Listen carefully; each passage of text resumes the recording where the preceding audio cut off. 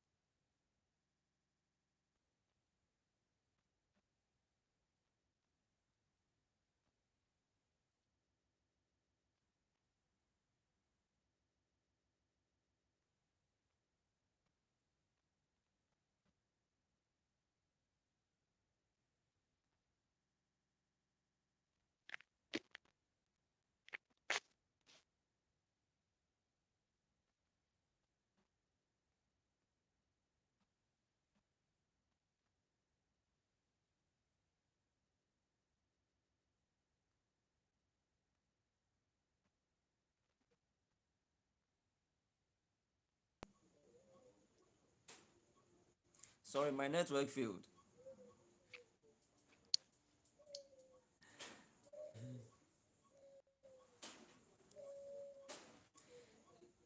Yeah, so in our previous meeting, we were talking about, are you a believer? Are you a believer? So that was to focus on um, things that we that are expected of us as believers. So we were talking about an equally yoked, as Paul used it.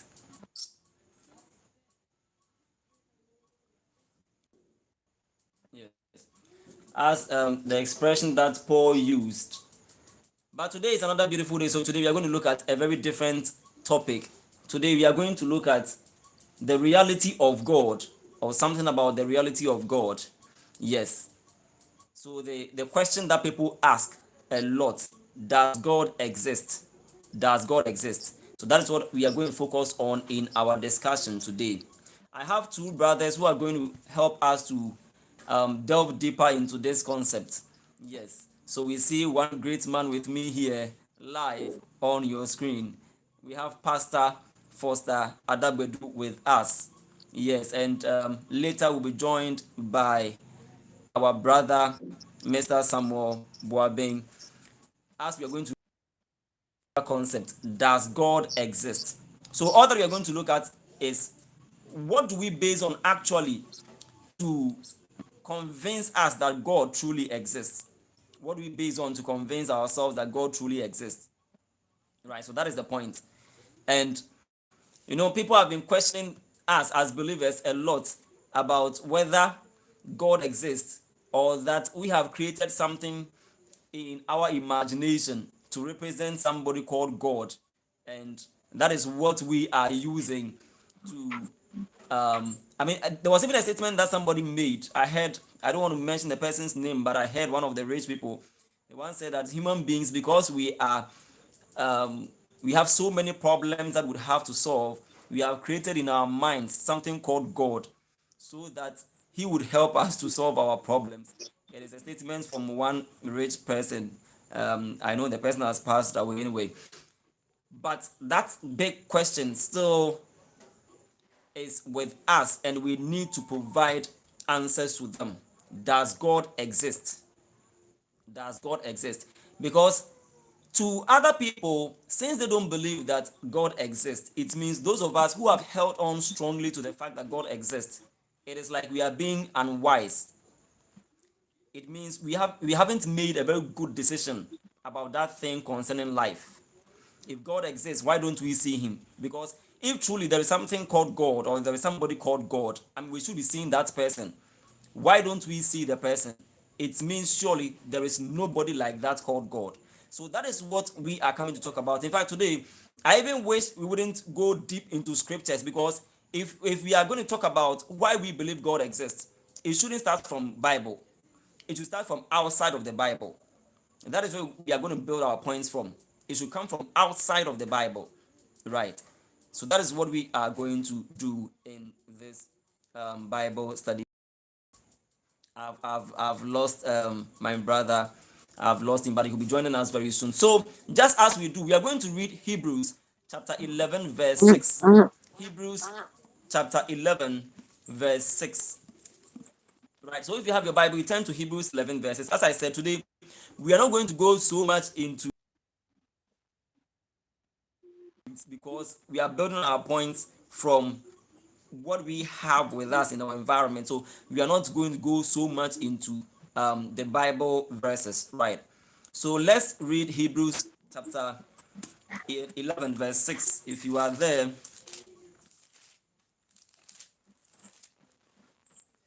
okay. So Hebrews 11, 6, it says that, and without faith it is impossible to please him.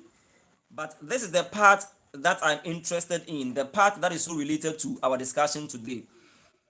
He said that, for whoever would draw near to God must believe that he exists.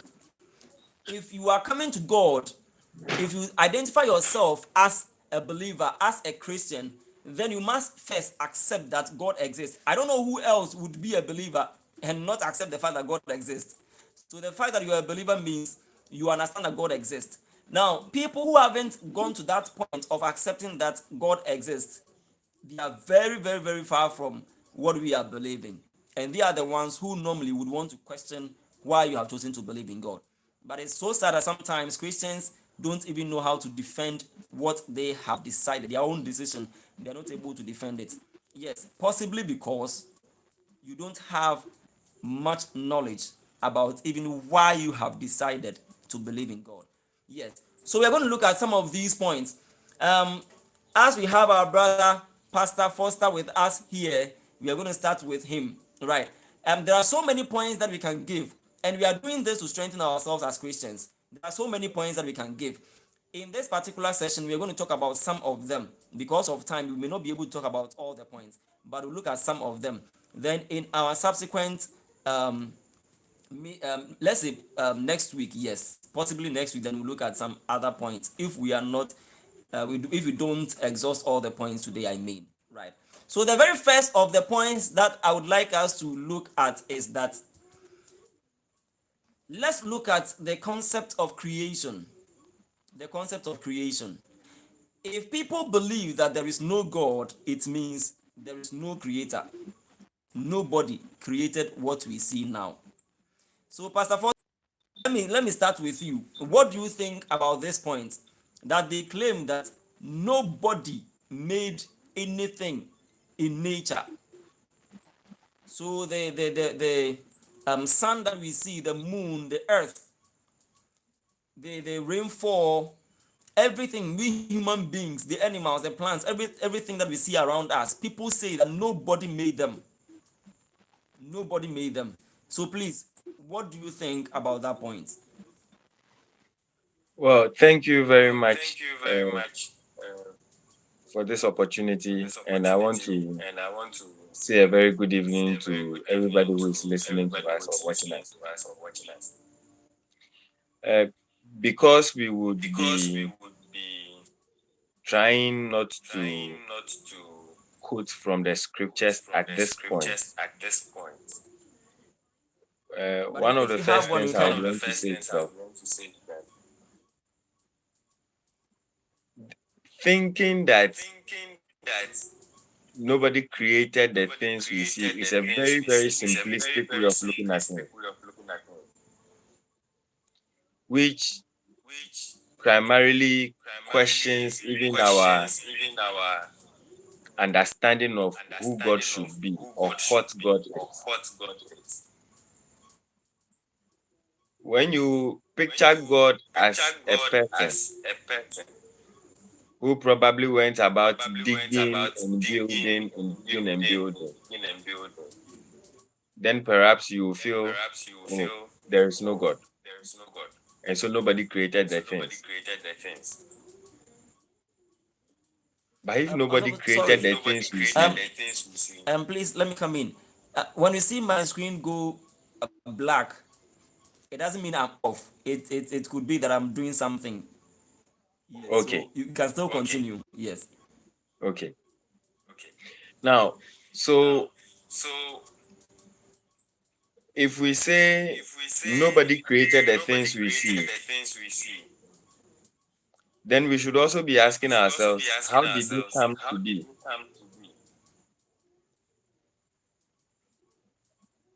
Because somehow the things we see are there and we see them. And so if nobody created them, then how did it come about? So There it is just definitely like should be a beginning. yes. People may disagree with our creation story, but everything we see came from somewhere. Okay. Pastor, please, I'm getting some messages about feedback, some echo from your end. So please, can you look at that and let me get back to you. Okay, sure. All right.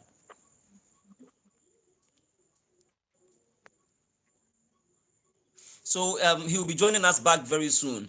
I've got some messages that he is having, or they hear echo from his end. So he'll be joining us back very soon. Yes. So the first point that we are looking at is that if God does not exist, I mean, if you are taking it as there is nobody like God, God doesn't exist, then the first question is that what about the things that we see in creation? What about the things that we see?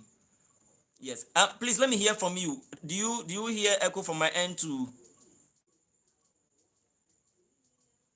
Oh, this side is okay.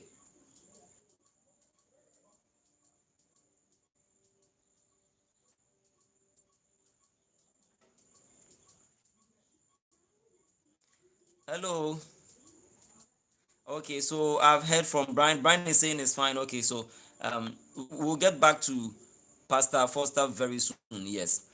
Right. So we are looking at that. So the first point, and that is what people in the field of science especially, you know that there are these evolutionists. When we talk about evolutionists, we see some of these things we have to understand them very well. When we talk about evolutionists, they are people or they are the scientists who believe that organisms developed from already existing organisms, right? They are the evolutionists. So when you're talking to people like those who claim to be atheists, and the other time when you're talking about are you a believer, we make a point that in fact there is nobody on this earth who is an unbeliever. The only thing is that we believe in different things. So if I believe in God, I use God to or I know what I have seen, what I've heard, what I have experienced, and they are the basis for my belief in God. So there is nobody like an unbeliever. I believe in God. So if somebody does not believe in God, in that context, the person becomes an unbeliever. So don't let anybody intimidate you that you are believing in God and it's like you are being unwise. You are just believing in one of the possible things people would believe in. At the end, somebody must be right in what they have believed. So I would want to say that yes, because whatever we have believed, it has strong basis. It means that we are not just believing in something. Well, some people would say that we have become Christians because when we were young, we were taught something about the Bible. Right from the children's service, we were taught about the Bible, and we have held on to that knowledge up to today. That is what somebody would say. Yes. But if we allow people to just decide for us and to be questioning us about our faith, making us feel we are the only ones believing in something, the first point you have to realize is that we all believe in something.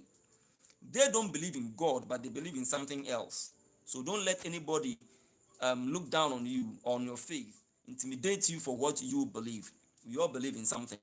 So the first thing that we are talking about is then I think because Pastor Foster is not around, we can invite our brother Mr. Samuel Boabin to join us so that we can continue with the discussion from there. Right. I think there is we are having a problem with the connection from Pastor Foster. So Mr. Boabing, I think you can join us if you hear me. So that point is on the first point. The first point that we are all putting down, and I believe you all have your notepads with you, is that everything in existence has a creator. When people question you about your faith, you also have to let them understand that everything in existence has a creator. There is nothing in existence that doesn't have a creator. It is like the phones that we use. It is like saying the phones don't have creators. It is like saying the cars that we see around, they don't have creators. Nobody created them. And I want to believe that if I'm thinking the same way those evolutionists have been thinking, that this earth and everything in existence was not created, but by certain means they all came to exist.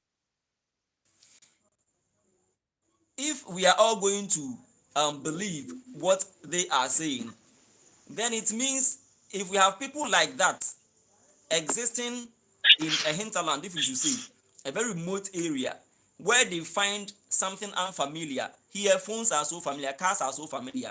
So if in a hinterland they find a car there, it is an unfamiliar thing. Every right to say that the car evolved from something and nobody made it because they don't know who made it. If that is the point that they are making, then we can also say that in a very remote area where nobody has seen car before, and let it not surprise you, it is possible that even on earth there are some places that have not been discovered yet people are living there. So assuming people go there and then they are they send vehicle there, car there, and these natives of the land, they see the car because they haven't seen it before, and they want to think like the way the evolutionists think, and they want to think like the way atheists think, and they say that yes, I mean, because there is no God, that car that they have seen, nobody made it. Maybe some of the things in their area, some of the plants probably evolved, changed to become that car that they are seeing. It is very, very, very funny. Yes, our brother is with us here, and we are going to continue with the discussion on the first point. Everything in existence has a creator. So that nature also has a creator. And what are we going to base on to defend this point? Okay, so I don't I don't know if you receive me clearly. Yes, from my end, I hear you very well. So in the Okay, comments, if you have any problem, you can alert us so that we will know what to do. yeah. Okay, so thank you, my brother, and greetings to everyone, including Sophie Foster. Yeah, so it's a very interesting question. And to start off, I just But like to. I hear a sound. I don't know where the sound is coming from. Okay, I hear a sound.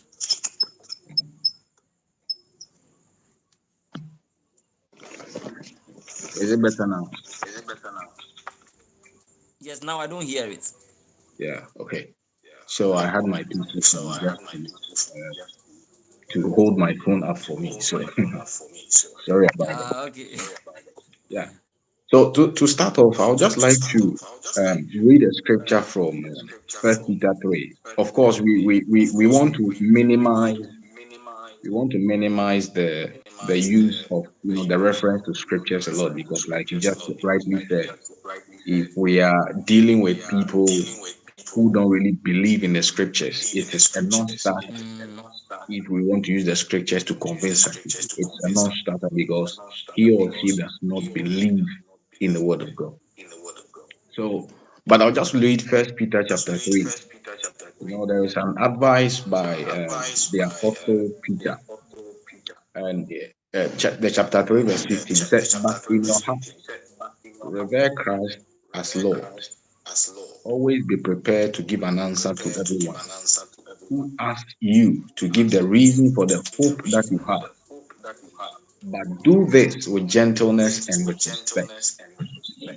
And the 16 says, "Keeping a clear conscience, so that those who speak maliciously against your good behavior in Christ may be ashamed of their slander."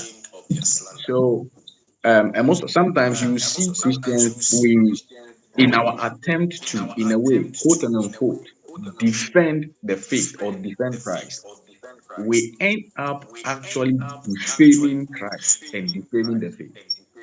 Because sometimes we get into arguments with people some of the people, they just want to test you, and so they just want to ask some silly questions just to provoke you to try to want to defend it. And as Christians, sometimes you feel that desire to want to defend what you really believe in. But like Peter is saying, we should do it in a civilized manner, in a way that will not actually bring a dent onto Christ. And that's why this Bible study is very significant and very important. And so to start off, we have already talked about the fact that everything has a creation, has a creator. Okay. So your question you asked was, if everything has a creator, then who created God? If I understood the question correctly. Yeah, so generally about if we have to agree that everything has a creator, because we know Mm, that when we find artificial things around us, we have to credit somebody for it because they made yeah, it. exactly. So if we position ourselves in the shoes of these atheists and Mhm, these evolutionists who don't believe that mhm. there is God, Yeah. then the obvious question is that who do we credit nature to? Okay, great. So then, just like you have already mentioned, even the atheists, okay, every single person exercises faith. So the atheists, the agnostics, whoever exercise faith, they have some faith in something. They have faith in something. So there was a debate by the famous mathematician John Lennox, between John Lennox and Richard Dawkins.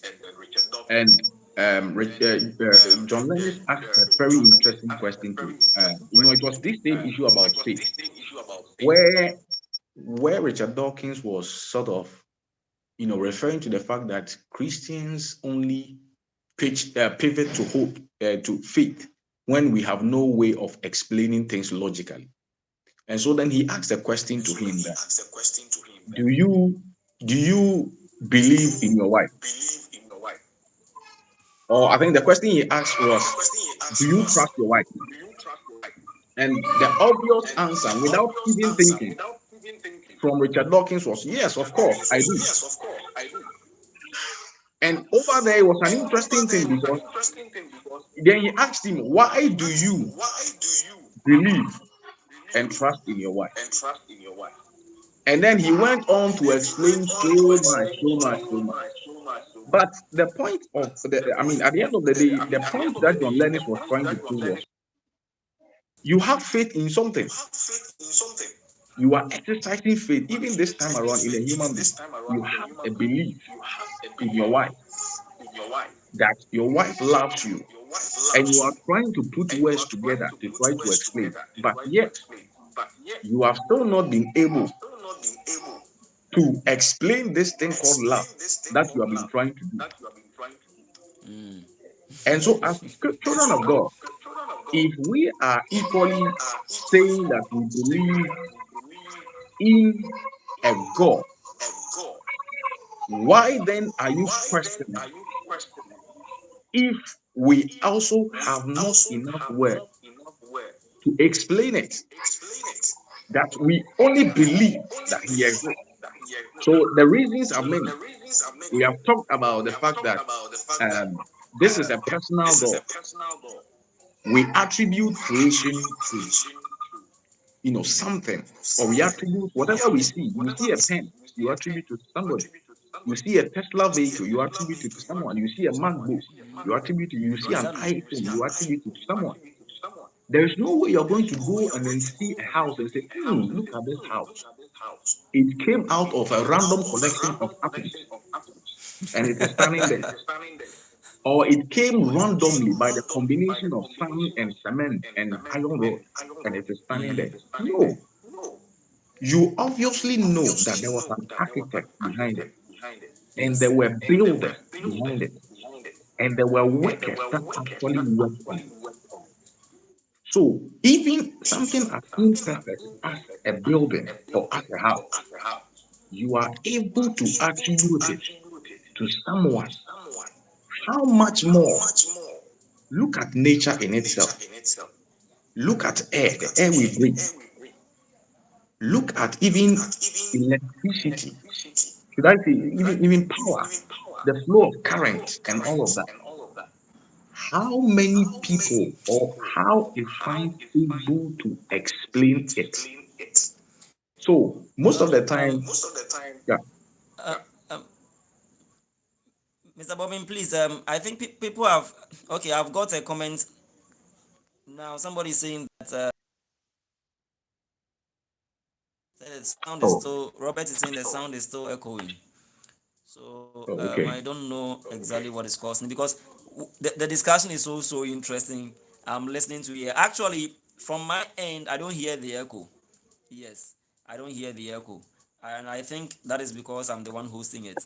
So the sound comes to me first. Yes, but they are hearing the echo. So um, Oh, I okay. don't know if we can do something about it. Right. So I will drop you so that you can check what the possible echo Okay. is, or the Okay. possible cause of it is. Yes. Okay. First, shortly through what the atheists believe in, because I think that a lot of Christians don't have much knowledge about that. So please reconnect and let's continue. Okay. Okay. Okay. Okay. So um, now the comparison that we are making here concerning the point number one, that everything in existence has a creator. Everything in existence has a creator. There is something called the Big Bang Theory, and that is what a lot of atheists are unbelievers. They don't believe in the existence of God. Atheists, they don't believe in the existence of God. So I think we need to understand those. And um, we have another group, they are called deists. The deists, they somehow believe in a certain force that is in control of everything in existence. But they wouldn't say that that particular person actually is God. But the atheist, Atheist, yes, they say there is no God. There is nothing like God. If you are an evolutionist, it means you believe that everything that we are seeing now in nature, they came from something. And the evolutionists trace their, should I say their belief or their assertion here to the start of everything in creation. They call something the Big Bang Theory. Big Bang. So Big Bang is B-I-G for Big Bang is B-A-N-G. So Big Bang Theory. So you can even choose to read more about it, but you have to be careful. I mean, some of these things, you should weigh your weight in knowledge in the Word of God before you get into these things. Some of us, because of the programs that we had to do in school, we got this knowledge from there, right? So the Big Bang theorists say that, or their theories say that everything in creation started from a very small mass. I'm just trying to make it very simple for all of us to understand. Whatever that we are seeing in creation, so the earth and everything in the earth, the other planets, the sun, the stars, yes, it started from a very small mass. So there was something very tiny. With time, that thing was growing in size. It was growing in size. So it grew and it grew. And as it was growing in size, the Okay, let me also check.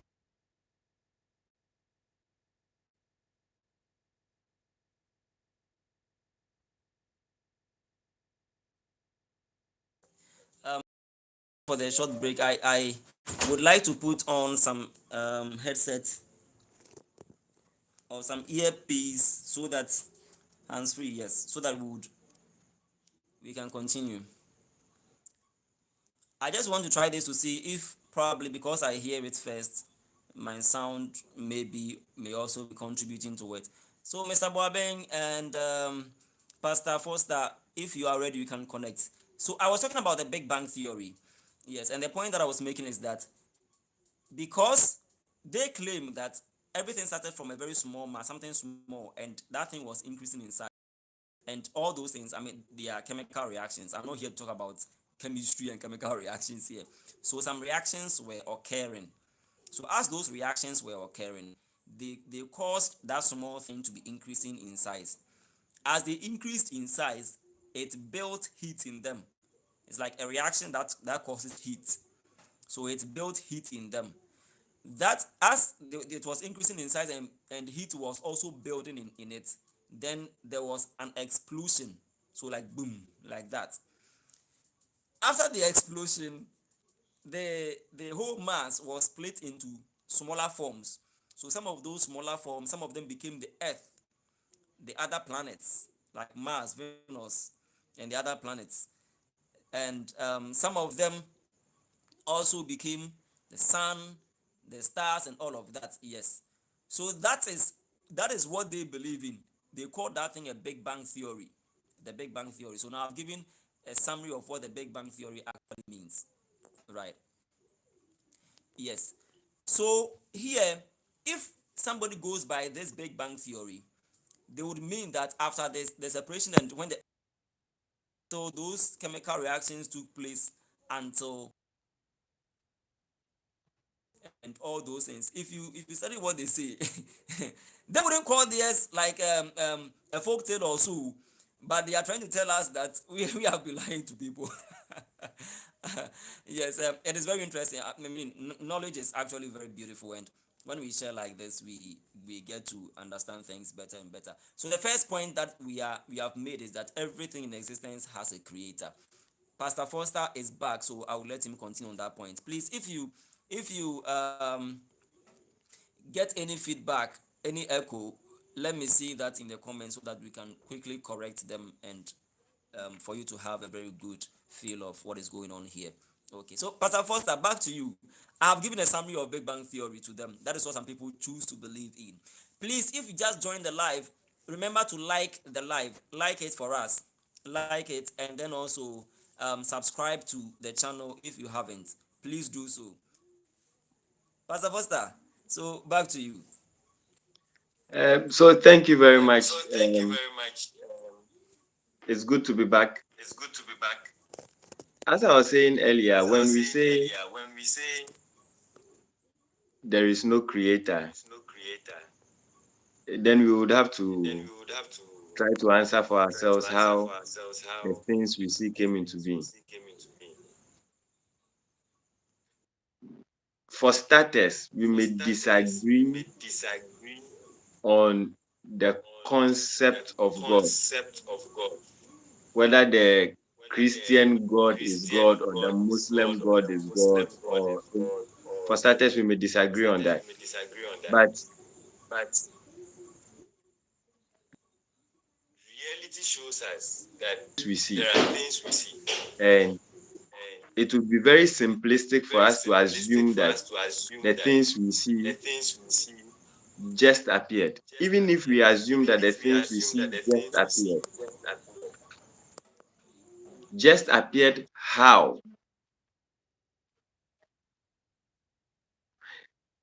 So it is not tenable. For instance, when you walk through an estate and you see different buildings, it would be a little absurd to say,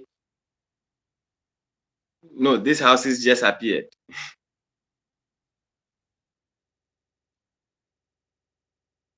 So I believe nature itself teaches us that there are things we see, things we didn't put there. Definitely, somehow they came into being. And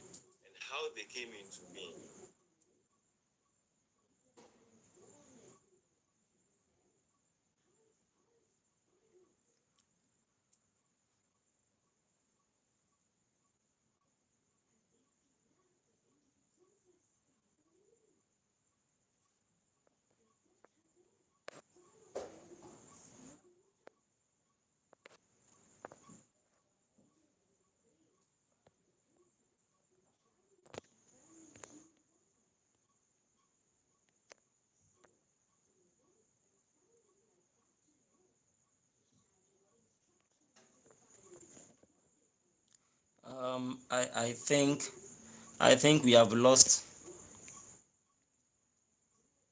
the connection to Pastor Foster.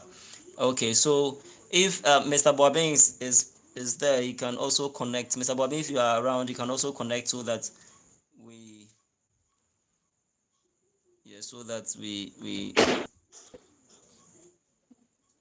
and so even if the big bang theories conveniently say, oh, it's a chemical reaction that happened somewhere that resulted eventually in all the things we see, then essentially what they are also saying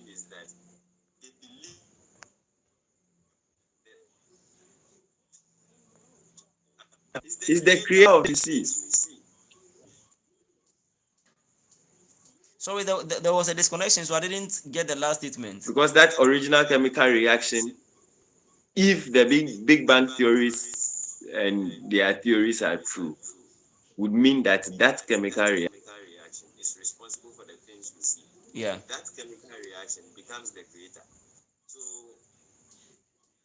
So there is a creator for everything. Everything we see, there is a creator. We may not agree on who that creator, but for starters, we can agree on the fact that somehow the things we see came to being, even the things we do not see. And whichever force is behind them being the things we see, let us call that the creator.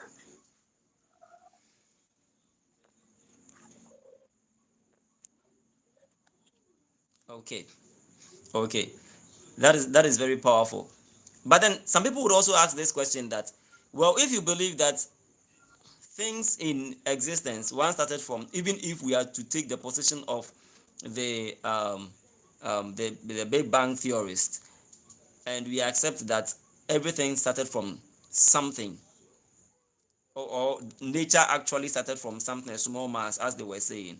Now, the very first substance to start the whole thing, to where did it come from? So that is the biggest question. That's very even if it is an atom that started everything in nature, that first atom, where did it come from? So that is the question. Exactly. Right. I also understand that, you see, because humans, we are limited in what we Exactly see, why the in what we hear, the in our the knowledge. the thinking that there is no creator is not tenable, and that is also one of the primary reasons why the Big Bang theory cannot be used to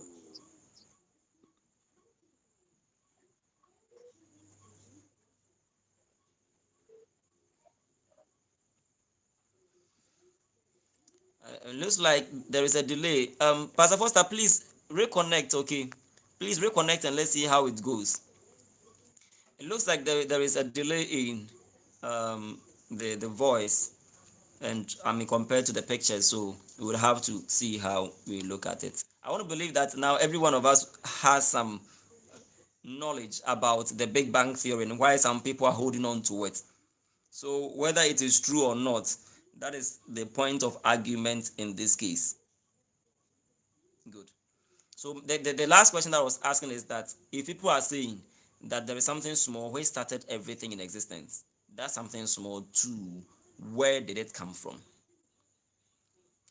You see, obviously, the conclusion of everything would be that life started from somewhere.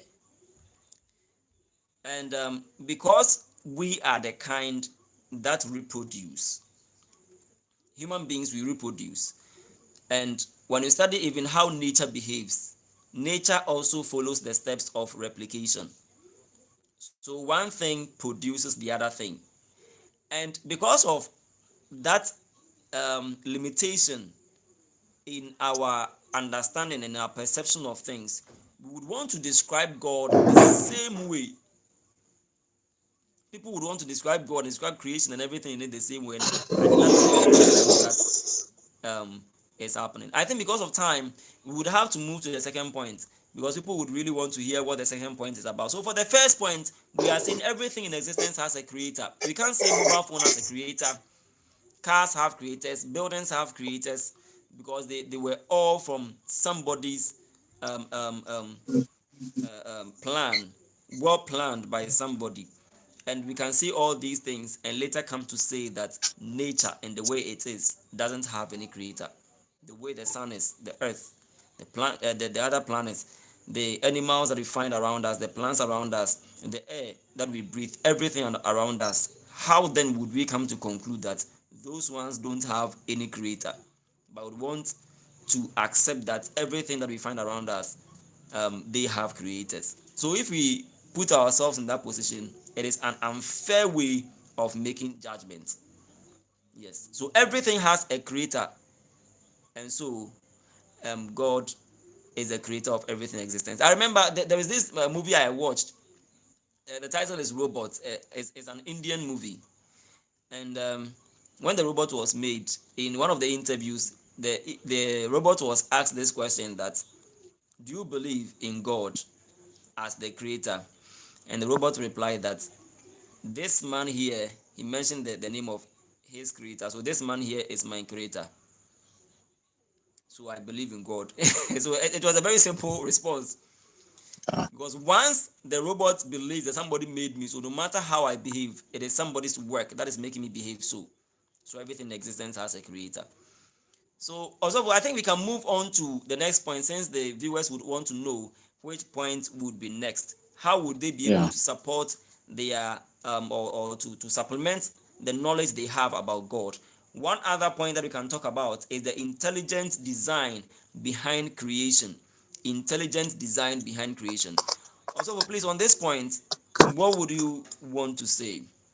Yeah. So thank you very much. So I think on the previous point, I'd just like to say something little about the previous point. Okay. So the idea that most of the time, whether it's atheists or agnostics, or even sometimes even some believers, well, quote and unquote believers ourselves, we tend to ask the question, then who created God?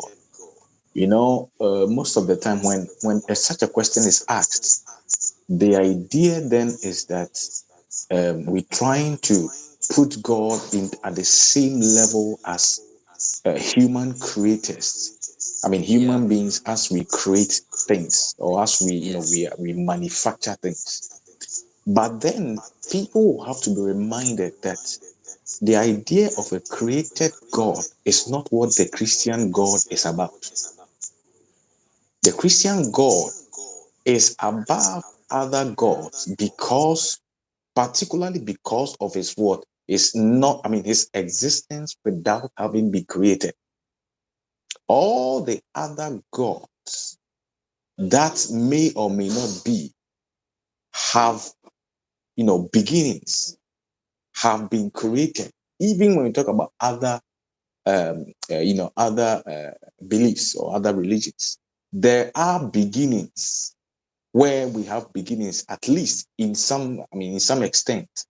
But when we talk about the God of the Christian, the God of the Christians, we are talking about an uncreated being, and a being that actually, we owe all creation to, or the creation of all things to. So, we do not drag the created, the God of the Christian even up to that level. Whenever that question is asked, we should remind the person who is asking that question that we are not talking here about a created God, and this is a God that, in our belief, according to what we believe, has always been in existence and has never had, has never had a point in time where he has not existed and had to come to be like created things. So over there is a non-starter. Whenever such a question is asked, right there and then we have to remind the person that you're not talking about a created God here. This God we are talking about is not created. It's not a created being. Because would you believe a God that has been created? You never do that. So we don't have, we are not talking about a created God. You cannot give your faith or you cannot give your all to such a God. You can't do that.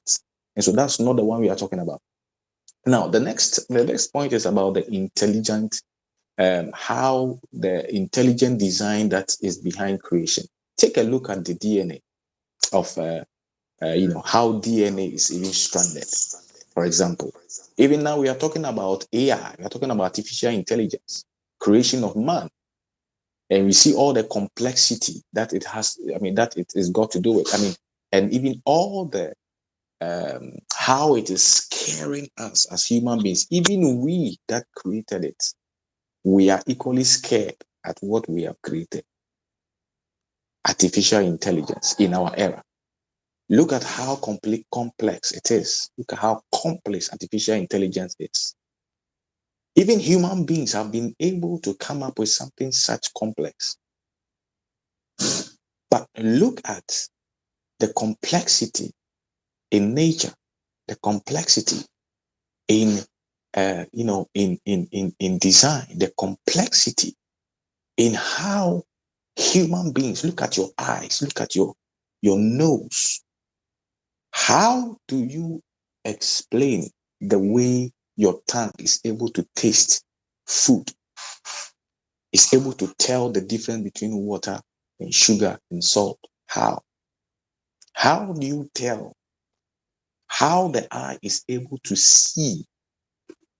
There is science may try to, you see, and most of the time, science actually describes how things happen. They do not explain it, how it came to be.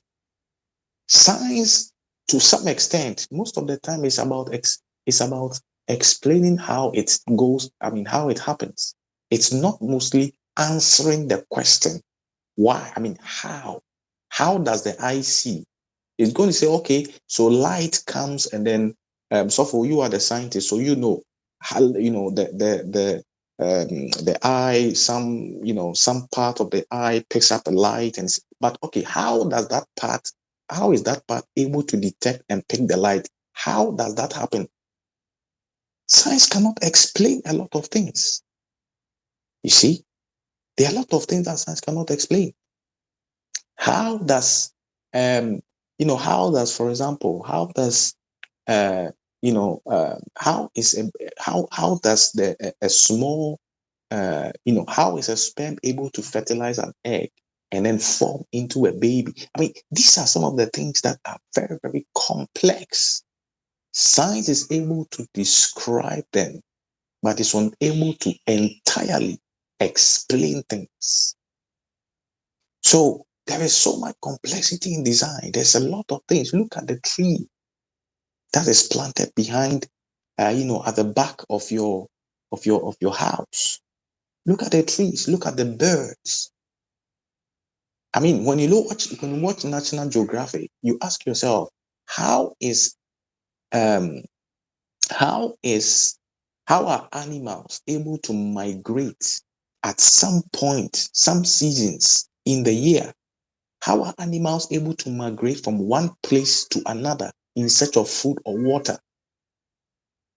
How is it that fish are able to move from one side of the ocean to another? It's as though they have a unified way. They are tuned in unity. How does that happen? Is someone there that is summoning them? And it brings back the same questions that God asked Job. I think in Job chapter 39 or chapter 40. Most of these things are there that are inexplainable. How does that happen? How does that happen? Maybe they would want us to believe that the fishes have been trained. Well, okay, so the question then will come again. Trained by who? Exactly. Who trained them? You see, and if even if the evolutionists would come up with a solution or come up with a response and say that okay, well, they evolved into that place. If the answer of having evolved onto that place some millions of years ago, okay, then the question is, before that evolution, what were they doing? Before they evolved up to that point, what were they doing? What was happening? Because all of these things have been brought in such a way that it allows for the survival of the species, because the animals will have to move from one part of one part of the world, one part of their land to another part. If you look at the Serengeti, the animals, whether it is the lions, whether it is take for example birds. Even let's take for example animals like wild animals like the lion. What happens that at some point in time, the male lion, the young male lion, has to leave the pride and start his own family? Who tells him he has to leave? How does that happen?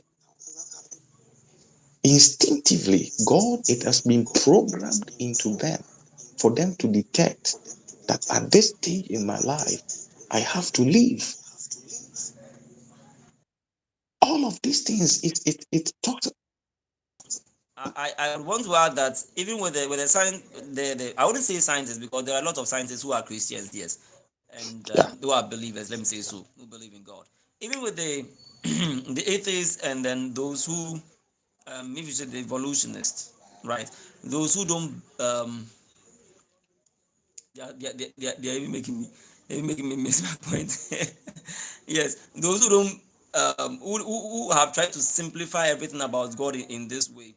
There are some other points that we would also want them to answer. For example, if you look at the sun itself, the sun, and then the position of the sun, we are all aware that should the sun come any nearer to where our earth is, it is going to be disastrous to us. It's going to be very damaging to our earth.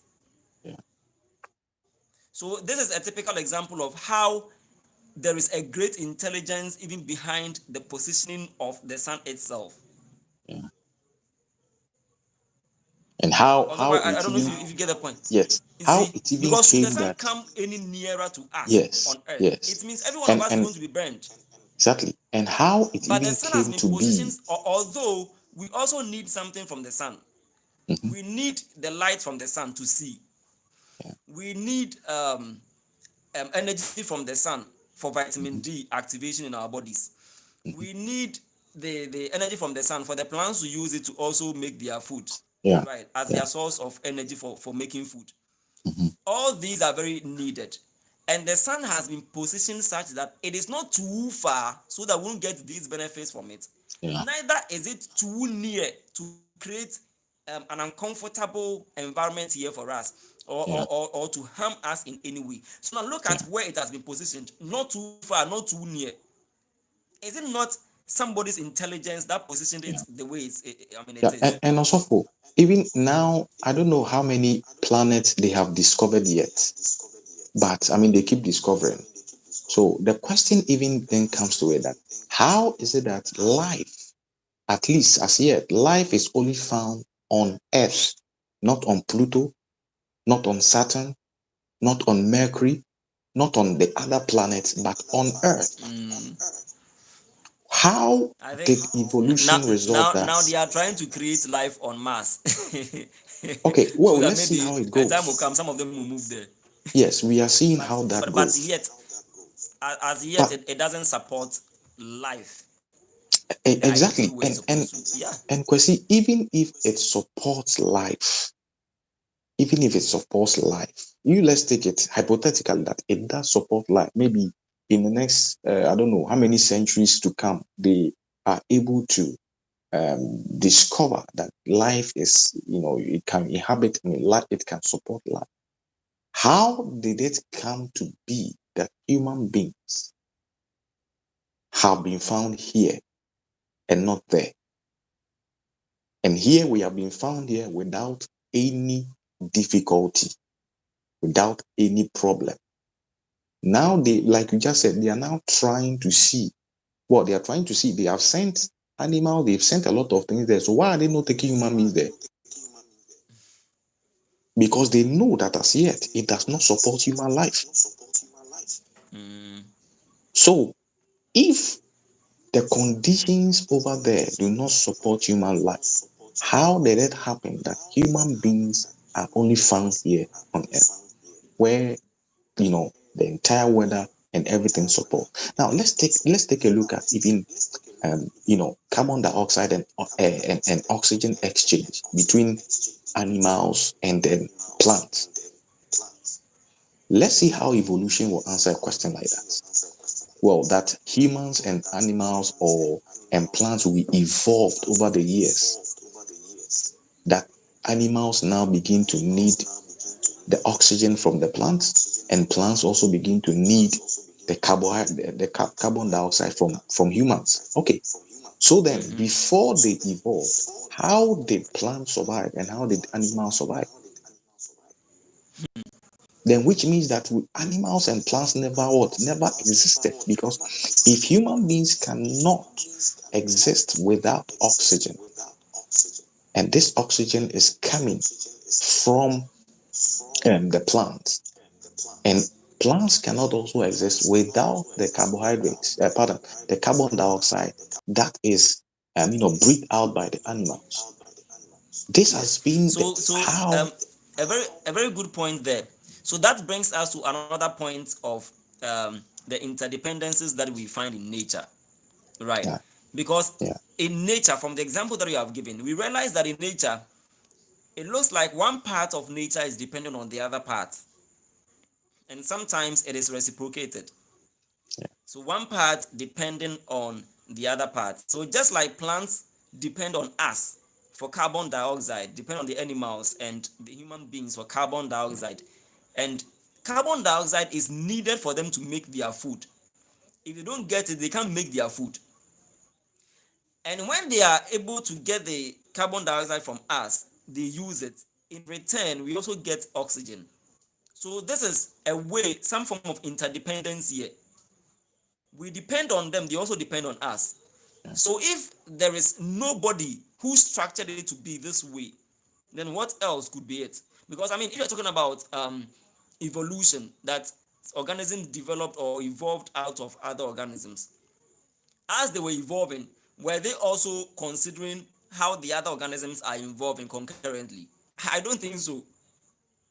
If you're evolving, you evolve along your own path. If you're developing from one organism, you develop along your own path. But how then do we have this kind of interdependence in our environment? Another example that I would even give is the example of there are these organisms called decomposers. Decomposers.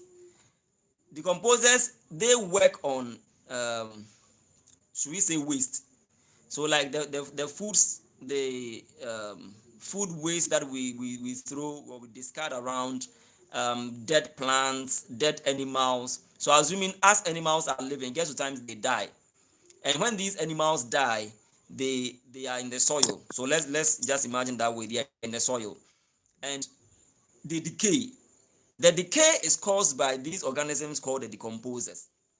Now, decomposers are going to feed on the dead organisms so that they would get their nutrients from them. The organisms are dead on them and get their nutrients from them. Then, in return, it is a way of maintaining the environment for us.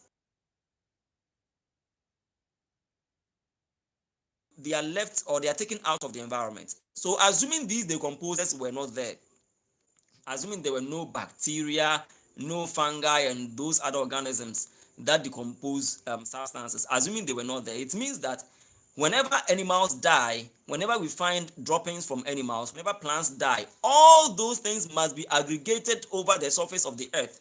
And by now, when we move, we wouldn't even find soil, because the whole place should be well scattered by all these things. But you find this group of make sure that they eliminate or they take these things out of the environment. So you ask yourself, what form of evolution brought about this? Yeah. So this is somebody's intelligence that made him structure it such that every time there is waste, make sure you clear the waste. And a way to motivate them to clear the waste is to make that waste their source of food. I don't think any evolution can explain this point.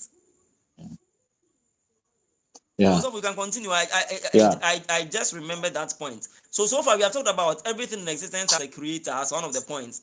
And then point number 2, we have talked about intelligent design behind creation. The way things in creation appear, they look so organized, so intact, that they definitely have somebody who structured them so. And now we have entered into another point of talking about the interdependencies that we see in nature. How one part of nature depends on the other. Where Mr. Samuel Boabin has given us an example like the relationship between plants and animals and humans as well, in terms of taking oxygen and giving back carbon dioxide and the vice versa. Right. So please, let's continue on that point. Okay. So I think that virtually everything, virtually in nature, there's so much. I mean, God has made nature such that that interdependency is everywhere. So let's take, for example, when you go into I mean, you've talked about the decomposers, but look at, for example, even the survival of animals. Let's just go into the forest. How do they survive? How do they survive? How do animals survive? How do plants keep growing? You see? So one takes from the other, and then the other equally then ends up taking from the other. It's like that. It's like a vicious cycle. It's like a vicious cycle. So you've got for example, the elephant eating the plants, and at the end of the day, leaving the dung in the forest. And this same dung is extracted, the nutrients are taken back by the same plants to be nourished and then to grow back again. And it's a vicious cycle that goes on and on. And you have the lions, or you have the you have the animal that are also depending on each other for survival, for food. So it's a vicious cycle that keeps on, and it has been made particularly to make sure that the very things that have been created by God keep existing. They keep going on. That there is not an extinction that did not extinct. That did not extinct. And then you realize that everyone has been sort of in a way linked to one other thing. Why is it that a lion will never eat a plant? And why is it that an elephant, for example, will never eat another animal? How can evolution explain that?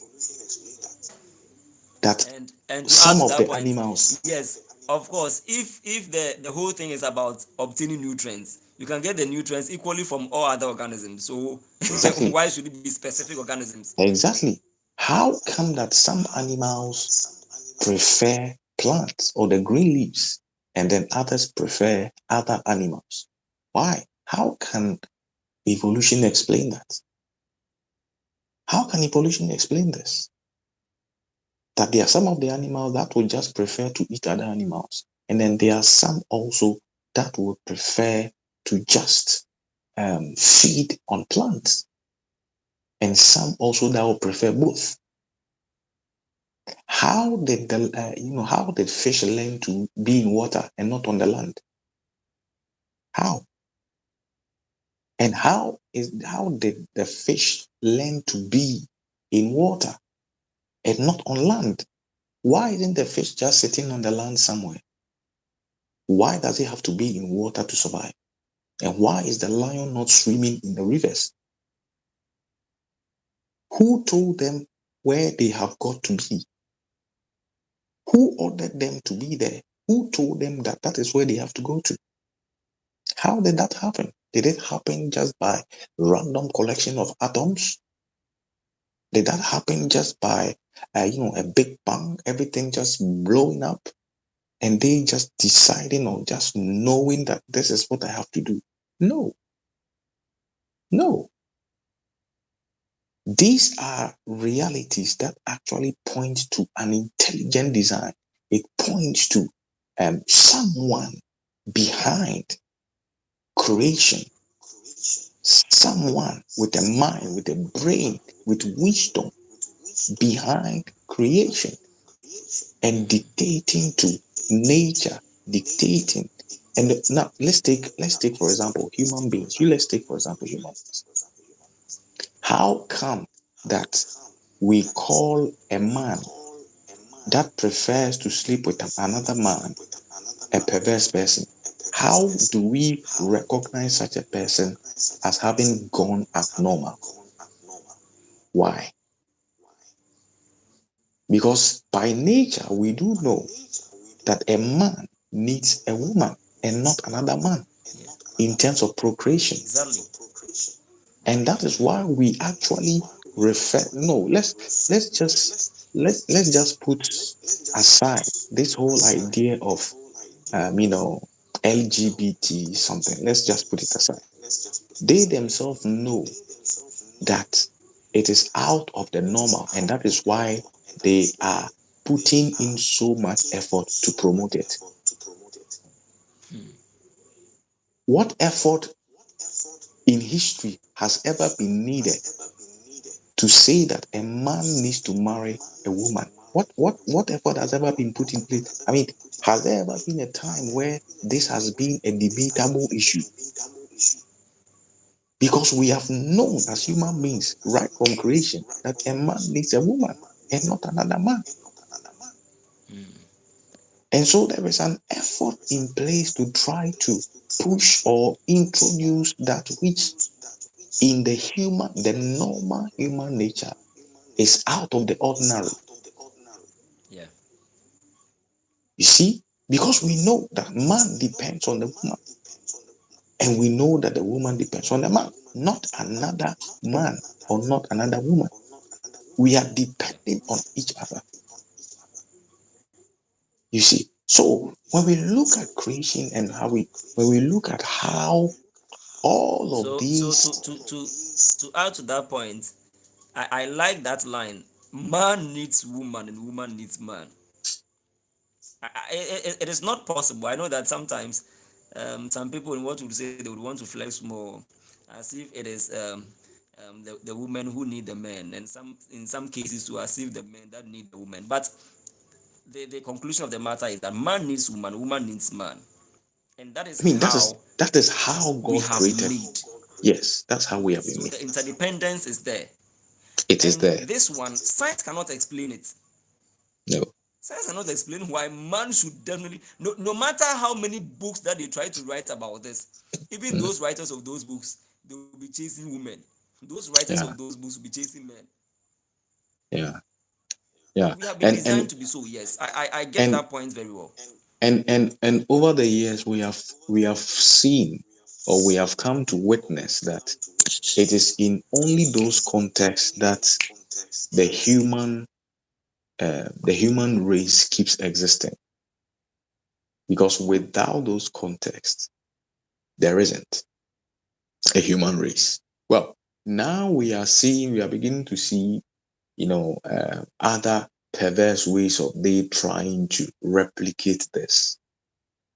As in, well, not perverse entirely, but talk of other ways where now you can see men men, quote and unquote, getting pregnant. And some of these ways that normally should be used with women that are being transferred to men, if I'll use the word gay men, who who supposedly are getting pregnant. You see, out of this. Now, the question, you see, the question I ask myself or I ask them is, okay, fine. You are claiming you are able to give birth, and as a result, giving birth is not just exclusive to women. Okay, fine. The question is, a woman is born or comes with whatever she needs. You having transition into, well, even the very word transition itself disqualifies you in the first place, because which means you have made yourself into something that you were not. So already you have gone to borrow something that does not belong to you, whether it is a womb, whatever it may be. You have gone to borrow it. It is not whether you are taking hormonal pills or some injections or some operations. Already you even convict yourself that you were not as you are. So that already makes you to, or should make you understand that you have veered off what you were actually made to be. And now you have become something else or someone else. You are not who you were, because you were born a man. You were born as a man without the ability, but because of some processes that you've been into, you have become, or you think yourself to have become a woman. And as a result of that, you are able to, in a way, do some of the things that a woman normally is supposed to be doing. But that does not conclusively make you a woman, because being a woman is not just the ability to reproduce. That is not the only thing that makes you a woman. It goes beyond that. So we realize that all of these things point to how point to how nature is dependent on each other. It points to how nature is dependent on each other. We are all dependent on each other. You see, the animals have their own dependencies. Human beings, we have our own dependence. Human beings can't survive without food. Human beings cannot survive without food. You And see, because of the interdependence, that is what shows that it is actually a system that somebody has put in place. has put in place. Yeah. And it's a cycle Because that keeps yes. going on.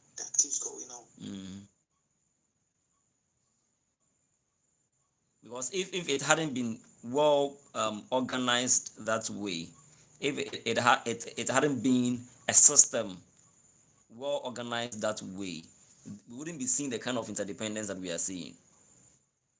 Yeah, of course. Of course. Of course. Because let's take for example, we have let's take for example that the animal kingdom, they were not instructed as to where to be. They were not given any place to stay. And that they were all mingling with human beings. Just imagine that. But their boundaries have been set for them. Yes. You will never find an eagle in town. It has a place where it stays. You will never find, there are some animals also. There are some things you just can't find just anywhere, because they are locations or where they have been delimited, they have been limited in terms of place where they can be. The only time you find a lion in town is where maybe it is a stray lion, or maybe it is in the zoo. But normally they have where they stay, they have where they are. So everything, that's why I mentioned, you can't find a fish just walking on the street. It will die. It has its place. It has to be in water. And even the water has been defined, not just any water. There is a particular salt content in the water, or depending on the fish. where it has to be. If it goes beyond or below that, it will die. Yes. All of these things, they have been planned and programmed. Just as in a computer, when you press one has to show on the screen. You don't expect to see two. When you press Y, you expect to see Y on the screen. You don't expect to see Z. It the same way as human beings, we have programmed the things that we created. Similarly, we cannot expect that even as important as creation is, human beings and all that has been created, we cannot expect and think that these have happened just by chance. A random collection of atoms, and that, they just happened just like that. So, one question that John Lennon asked Richard Dawkins was, so do you believe your brains were as a result of evolution? Because the question is, if you believe your brains were as a result of evolution, how then can you trust it? Because it just happened. So maybe they are expecting that it will just happen that the brain at one time will blow up again. Because look at the complexity of the human brain. Yeah. Side of it, the brain, particular portions of the brain have specific functions. Yes. And the moment there is a little issue with some part of it, something goes wrong inside there. This has been planned and programmed and designed by a great designer. You cannot just say that, oh, the brain just happened. Just a random collection and then it just happened. No. The brain is powerful. Every single part of the body is connected to the brain. And every single thing that happens in the brain has an impact on the body. How you even see, how come that, your sight, the very fact that you open your eyes and you're able to see something, it sends signals to the brain and which is able to interpret it. How do you explain that? How do we explain this? So I think the Christian faith has a lot in terms of I wouldn't use the word explanation, but a lot in terms of um, not proving, but in terms of points to support our belief in God compared to the others. And our belief in God, I'm talking about the Christian God, the God that brought his son into the world, because there are many gods. There are some gods, but we are talking about this one, the one that actually brought his son to save us. So that is what I would say in terms of how nature is interdependent on each other. That's what I could say about it. Wow, powerful, powerful. So for those of you who have been putting the points down, so far we have talked about three main points. Actually, today we are talking about 4 points. Very soon I'll be inviting Pastor Foster back so that he would also come and talk about some of the points that we have talked about already, and also on the last point. Yes. So far we have talked about the fact that everything in existence has a creator. Everything in existence has a creator.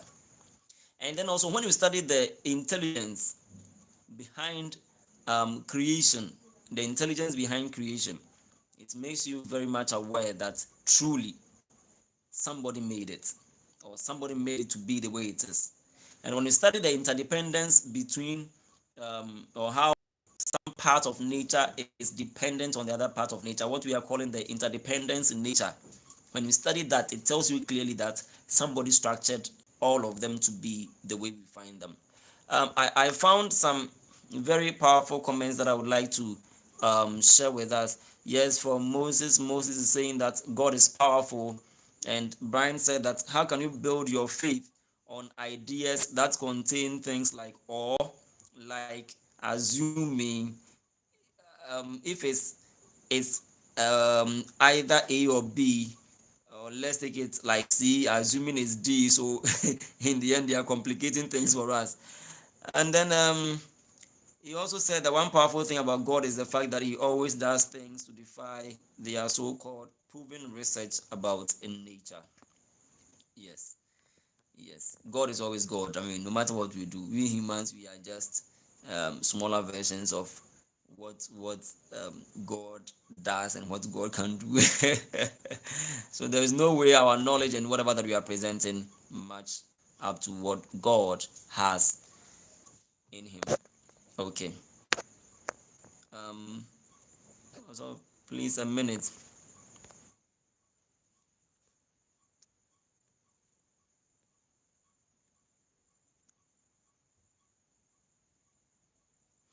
Yes. So I will drop also for Boaben now, so that also Foster can join us for us to continue with the discussion. Thank you very much, man of God. And this discussion is going to be in two parts. So God willing, next week we are going to do the part two of it. So today we are giving 4 reasons. Then God willing, next week we have some other powerful reasons that we're going to add to them. Thank you very much. So Pastor Foster, please, we can connect so that we also hear from you. God bless you so much. So don't forget the points that we have made so far. Everything in existence has a creator. Everything in existence has a creator. So if you claim there is no creator for nature, you're not being fair to yourself. So the point number 2 that was also given is the fact of intelligent design behind creation. Because those who claim that nobody made everything in nature but it came by accident, how can you say something was made by accident when they are working, I mean, near perfect way like this? How can you claim that they came by accident? And when we also study the way some parts of nature depend on the others, and it reciprocates in that way, they all tell you that yes, truly, there is some form of interdependence. And interdependence shows that there is a system that is working. It is a system. And for a system, the different parts, they work in a way that this depends on that, this one also depends on the other one. Then collectively, they will make sure that they maintain the environment and whatever exists in there. So the interdependence also is another strong point in nature that we can base on to let people know that truly somebody made everything in existence. Pastor Foster is back, so he would also share his thoughts on what we have said so far. The network earlier on was quite disturbing him, but now he's back, so he can also share his points. But there is one question that we are going to answer. Myself and Pastor Foster, we are going to answer that question before he goes. That's the point number 4. People say that if God exists, why don't we see him? If God exists, why don't we see him? And today we are answering the questions, not going into the Bible, because we are answering the questions as if speaking to an unbeliever who doesn't have any respect for the Bible. So we are going to stand within nature to answer their questions. Yes. So Pastor Foster. Thank you very much. I would like to thank Mr. Boabin very much for his explanations. Those were very enlightening, and I think he has taught all of us a lot. Now, to the question of if God really exists, why don't we see him?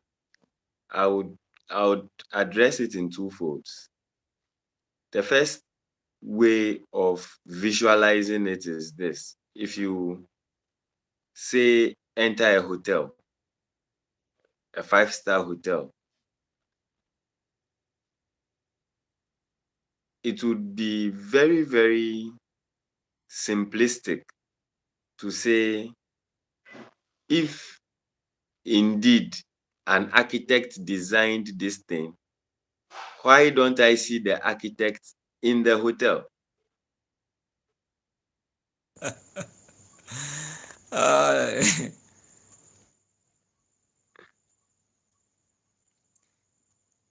that's awesome. Oh, the network is not favoring Pastor Foster from his end. That's a very beautiful point that he has made. He just said that, so if you go to a five-star hotel, for example, and you see what we would call beauty, you see it there. And now the next statement that you make is that if truly there was an architect behind this whole thing that you see there, where are they? Or who is that person? Where is the person? Why don't I see the person? I know he's definitely going to build on that point, but unfortunately the network has disturbed us more. So let me drop him so that he can rejoin, and that would be a very safe way to reconnect. Yes. But then let me ask all of us a question. This question, please let me hear from you in the chat. We are all learning together. Okay. Although here on YouTube live, only two maximum of two people can be hosting the program at a time. So you all cannot be here. But let me ask this question. Let me hear from you because I know we are all learning together. I always ask this question that if God had allowed human beings to easily see him, do you think we would respect God? Please let me hear your answers in the comments. Do you think we would respect God if God had allowed we humans, to easily see him? So you wake up in the morning, you see God, you greet him, you go your way. In the evening, you see God. Do you think we would respect him? So let me see your answers in the comments.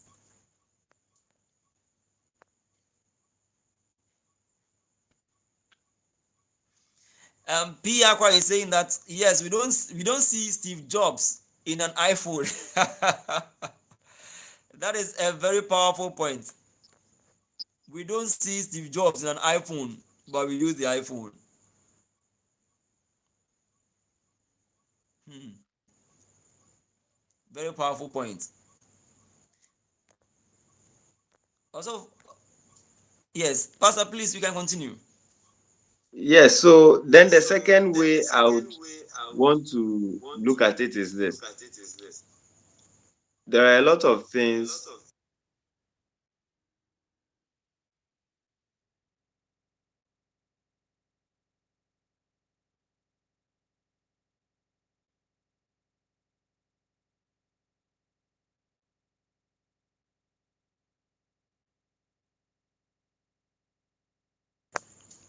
It is so unfortunate when Pastor makes a very strong point, then the network wants to misbehave there.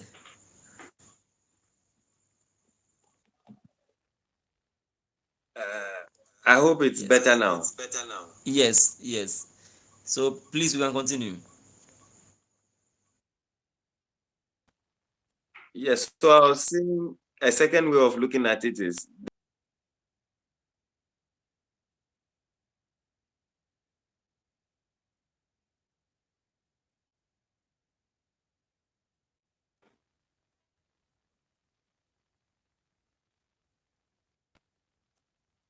It's not been easy today.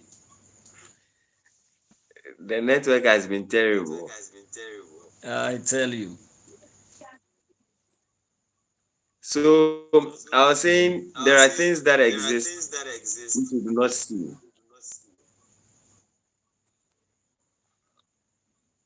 We see certain manifestations and we base on those things to conclude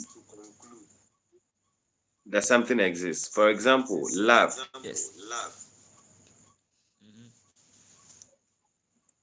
Nobody sees love, Yes. but based on certain things we observe, we conclude that, oh, this person loves me. Or based on certain things we feel, we conclude that I love this person. So nobody walks in the streets and meets love dressed in a suit and say, hi, my name is Love. It doesn't happen that way. But based on things we observe, we're able to conclude that, oh, I'm in love with this person, or I love this person. The same thing applies to hatred. Nobody walks in the streets and meets somebody dressed up and say, hey, hello, my name is Hatred. No. However, based on certain observations we make, we are able to come to the conclusion that no, this person hates me, or this person doesn't like me. And so we do not necessarily have to see God on the streets dressed up in a certain way to believe that God exists.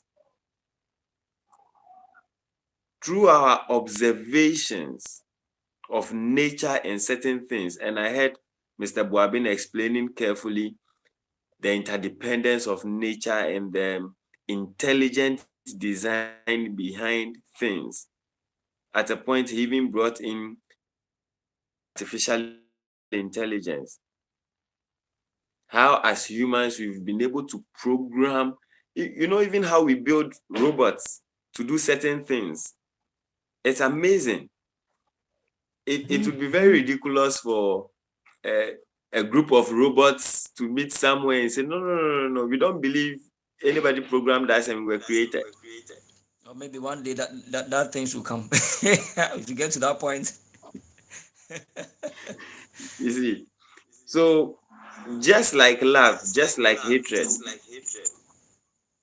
based on the things we observe, we are able to tell that no, there is a hand behind all these things. That hand behind these things is God. There is a force behind these things. And so, for starters, without going into details of whether is the Christian God or the Muslim God for starters, we can understand that no, there is a higher power, there is a higher force, there is a higher being behind these things. And that being is the one we are calling God. You don't have to meet him in the streets and say, okay, hey, hi, God. You are God. Okay, you are the one who created me. Not necessarily. And there's this question that I even asked some atheists, some people who claim that they are atheists. Some time back, I asked them that question, that you believe in science a lot, and you see, science is a very beautiful program, right? A very beautiful thing. But some of these people are almost making people tag science as if it is a group. Science is for a group of unbelievers, but it's not so, because there are so many Christians who are scientists. Yes, there are so many Christians who are scientists across the globe. Wherever we find Christians who are scientists and they are so successful. Science.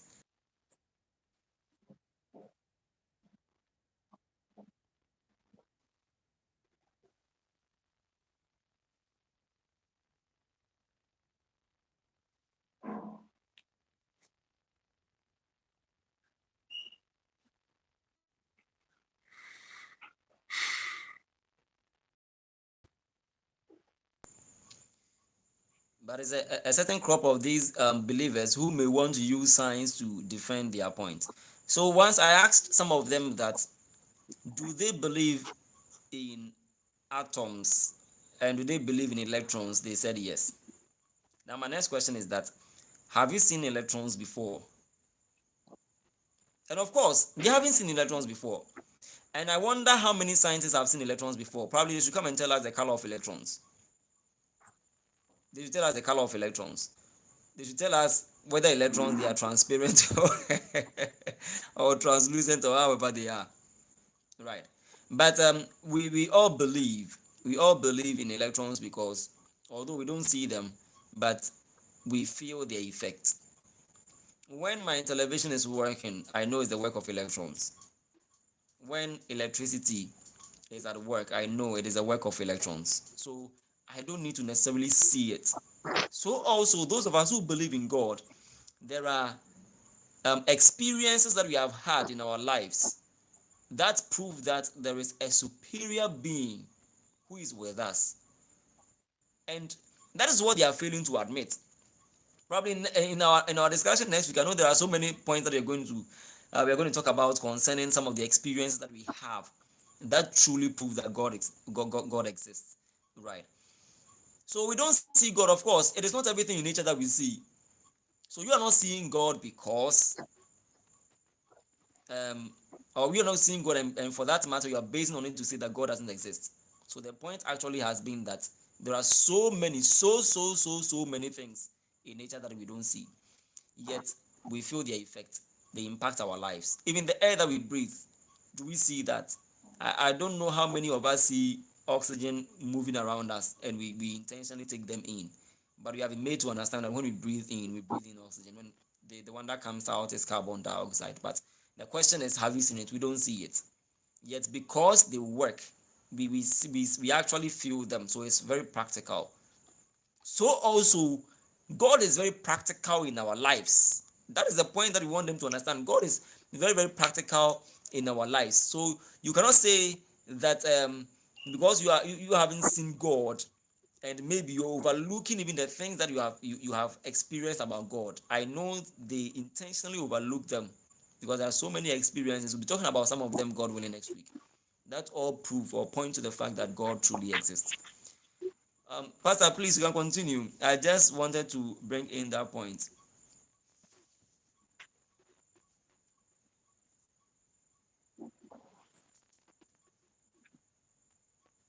Yeah, I agree with you. I agree with you perfectly. And science is a very beautiful thing.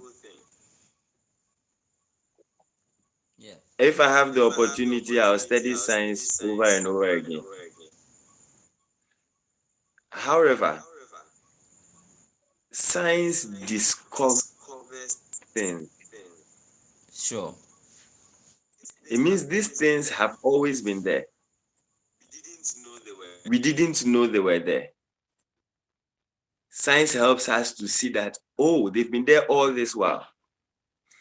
So it should be very unfortunate for us to discover that something is there, and then by discovering that it is there, we say, because this thing is here, it means God doesn't exist. No, it has been there.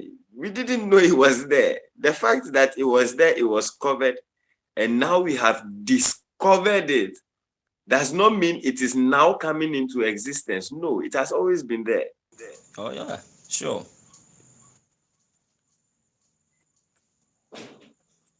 So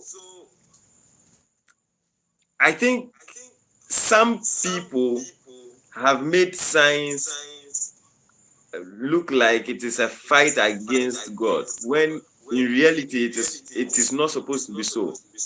Science should only help us to discover the awesomeness of God, Mm. and to discover the magnificence of God. And so the more discoveries we make in science, the more it should make us appreciate who God is, because it tells us that there is so much more intelligence invested in the things we see, so much more planning and thoughtfulness invested in the things we see, much more than we currently comprehend. I personally believe that the things science has discovered, they are just a tip of the iceberg. There is so much more that proves that things didn't just happen by chance. Somebody worked them out. Somebody wired things the way they should be. And so there is a reason behind every single thing that happens in nature.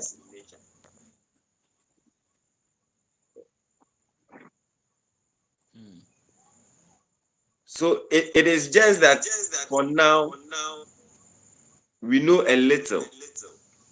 And as time goes on and as research goes on, we would be knowing more and more of the things,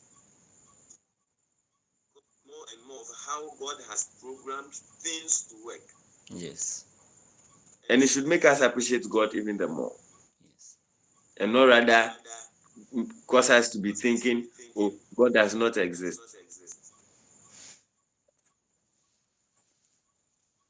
Powerful.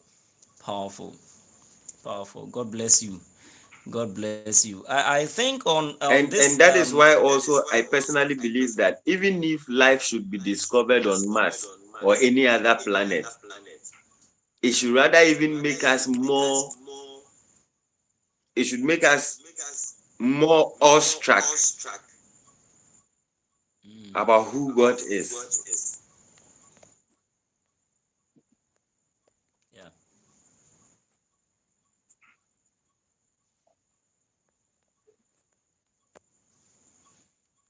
Powerful.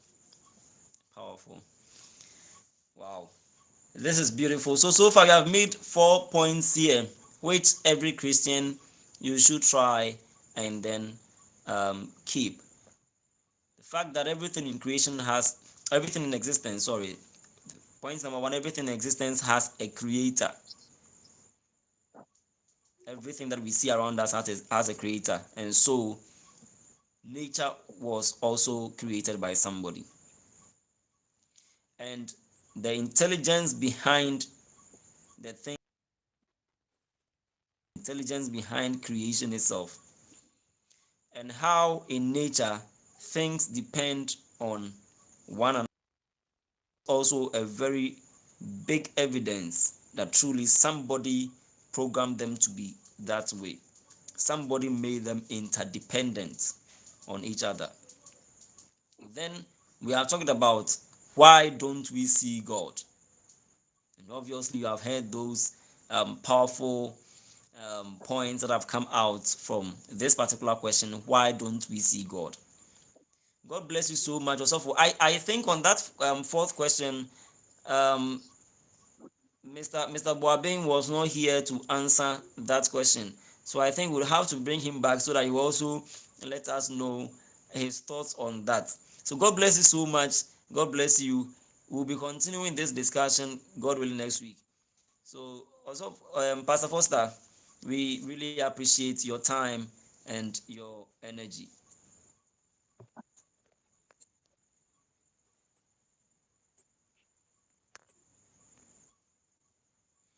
So if Mr. Boabin is around, he can also reconnect so that we look at the last part of.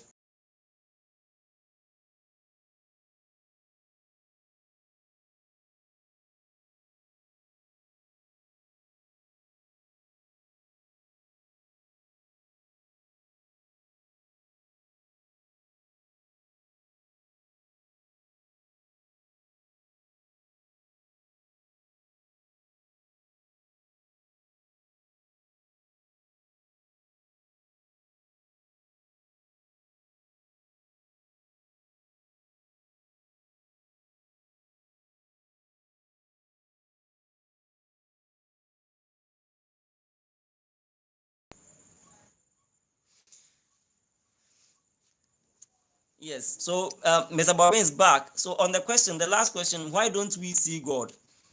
I believe that there are powerful points that God has blessed you with that we can also learn from. Yeah, okay. So I think Sopho Foster has already brilliantly, addressed that question. So what I would like to say is, so there was a reference made to artificial intelligence and the human creation. So, I think somewhere about 2 or 3 months ago, there was a concern raised by,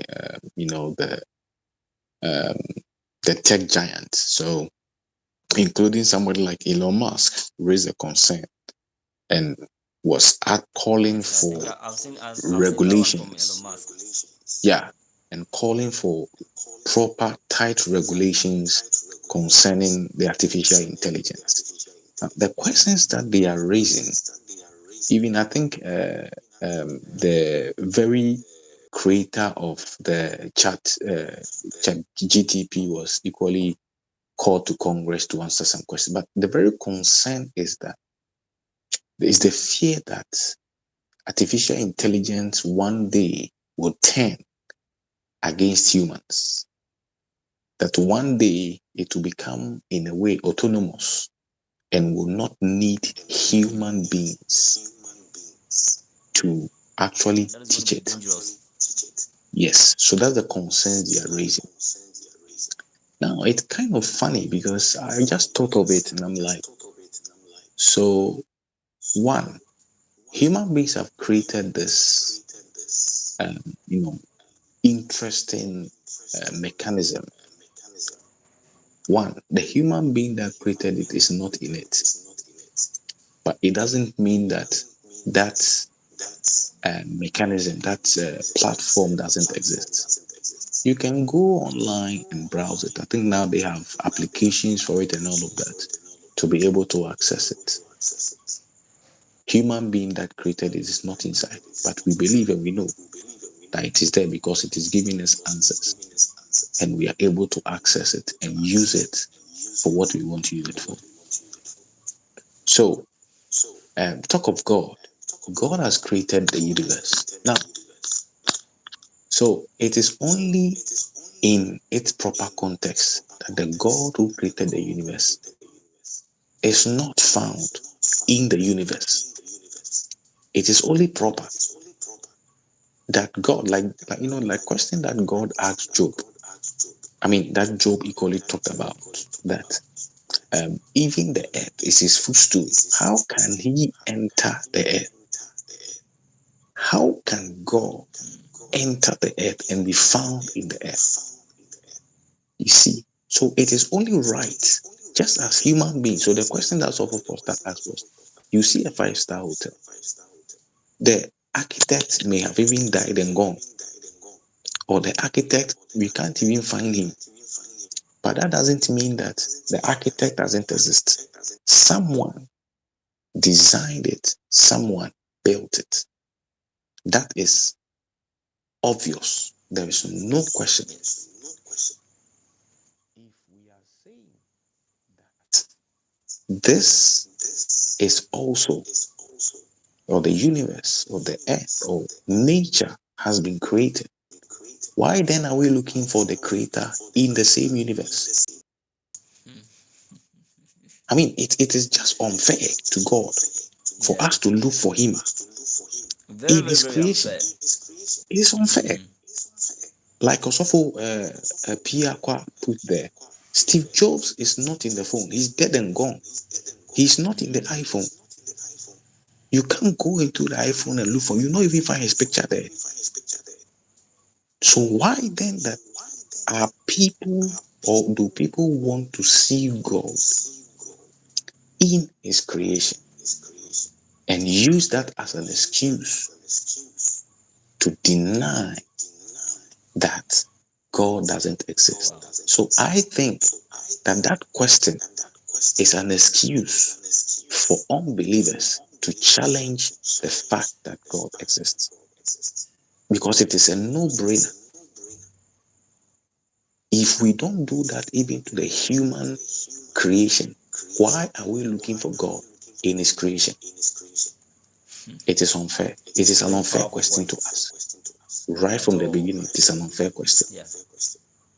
So I think that as Christians, whenever that question is asked, we can equally, give a counterpoint to try to make the person understand that the very fact and created the vehicle, that Elon Musk is not seated behind the Tesla, or Gerald Ford is not seated behind the Ford, F-150 or whatever, doesn't mean that that car just came into existence without a creator. So that question, if we ask it of God, it is unfair. It is unfair. God cannot be in his creation. He is over and above his creation. He's over and above his creation. And he does not need to be in his creation in order to prove that he is the one that created it. It is an unfair question. So we do not see God not because he does not exist, but because we fail to look for him. Now, so I'm going back to the same point Osofo Foster raised. You see a 5-star hotel. Let's take, for example, Movenpick, for example. You go to Movenpick, you see the hotel, and automatically you cannot just conclude that this hotel just came to be. It just evolved and it was just there. No. If you look for the architect, you will find him there. At least in the document of the hotel, at least you'll be able to discover who actually created, who actually built this, which contractor, which company, which architect designed this building, which company actually built the building, put the architecture into place and then put up the building. You'll be able to find it out if you ask the right questions and if you search enough. You see a Tesla vehicle already. The name, you see a Tesla vehicle. Well, the name doesn't actually give you the creator or whoever is behind it. But at least if you ask hard questions enough, you will find out that there is somebody called Elon Musk who owns the company and who he may not be the designer of the car, but at least you are going somewhere. It's leading you somewhere. In the same way, I think that in nature, the question we must be asking, we are not asking the right questions.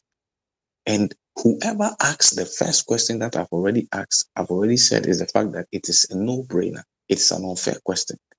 And right from the beginning, that person is not really, really interested in following after the truth or in trying to find out. That person is not interested in getting answers.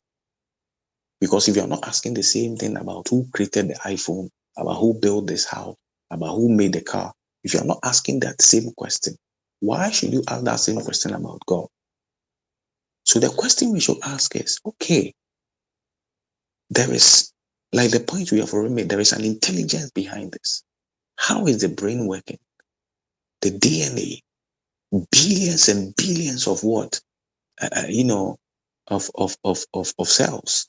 I mean, how does how did all of this come to be? Water. How did water come to be? How? Water. It may look like a simple thing, but water. Who created water? How did water come to be?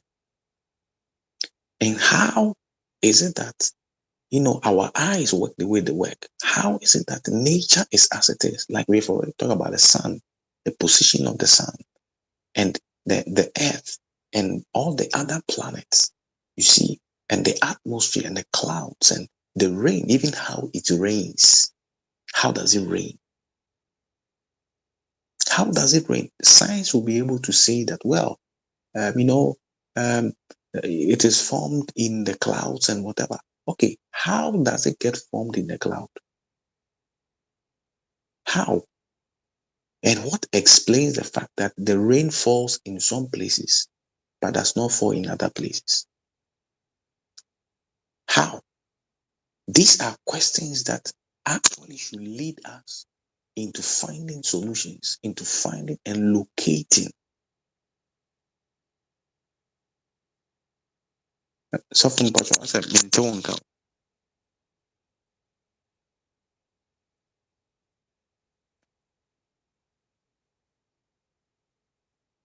so for still I mean, I don't know if it is only I.